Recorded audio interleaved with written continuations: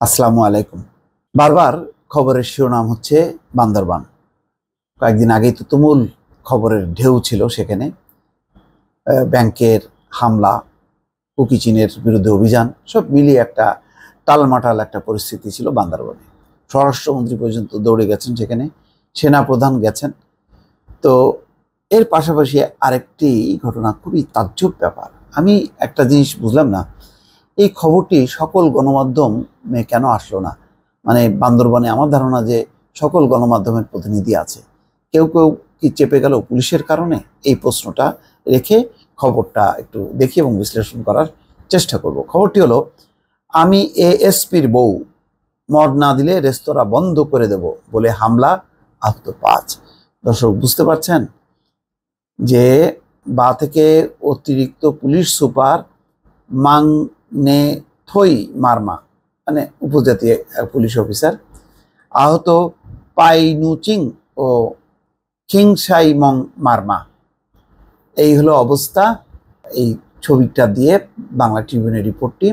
এখানে বলা হচ্ছে, বান্দরবান শহরের একটি রেস্তোরাঁয় মদ চেয়ে না পেয়ে কুমিল্লার অতিরিক্ত পুলিশ সুপার, প্রশাসন ও অর্থ মংনে থই মারমা ও তার স্ত্রী হামলা চালিয়েছেন বলে অভিযোগ উঠেছে। এতে রেস্তোরাঁর মালিক, তার স্ত্রী ও শিশু সন্তান সহ 5 জন আহত হয়েছে। মঙ্গলবার রাত 9টার দিকে শহরের মধ্যমপাড়া এলাকার তোহজাহ রেস্তোরাঁয় এই ঘটনা ঘটে। বুধবার সকালে বিষয়টি জানাজানি হলে শুরু হয় আলোচনা সমালোচনা। স্থানীয় সূত্র বলছে, কুমিল্লার এএসপি মংনেথই মারমা ও তার স্ত্রীর বাড়ি বান্দরবান শহরে। নববর্ষের ছুটিতে কুমিল্লা থেকে গ্রামের বাড়িতে এসে এই ঘটনা ঘটালেন তারা। তার মানে তারা থাকতে না বান্দরবানে এসে তারা পুরা টালমাটাল অবস্থা আর কি। রেস্তোরাঁর মালিক সোয়েসাই মং জানান, মঙ্গলবার ছিল মারমা সম্প্রদায়ের সাংগ্রাই উৎসবের শেষ দিন। ওই যে মানে পানি ছিটানো বা জল ছিটানো। তো উৎসবের কারণে রেস্তোরাঁর কর্মচারীরা ছুটিতে ছিলেন।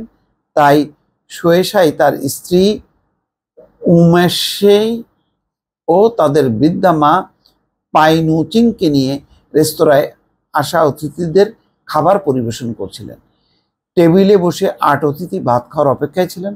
রাত 9টার দিকে কুমিল্লার এএসপি মংনে থই মারমা তার স্ত্রী কয়েকজন সঙ্গীকে নিয়ে রেস্তোরাঁয় ঢুকে ভাতের সঙ্গে মদ দিতে বলেন। রেস্তোরাঁর মালিক তাদের জানান মদ নেই, আশেপাশের কোথাও খোঁজ নিতে বলেন।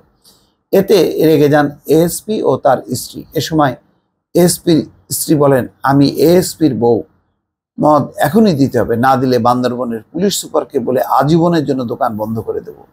এই কথা বলেই হইচই শুরু করেন। এক পর্যায়ে মালিক ও তার স্ত্রীকে মারধর শুরু করেন এএসপি, তার স্ত্রী, সাব ইন্সপেক্টর নিং ওয়াই ও তাদের সঙ্গে থাকা আরও কয়েকজন।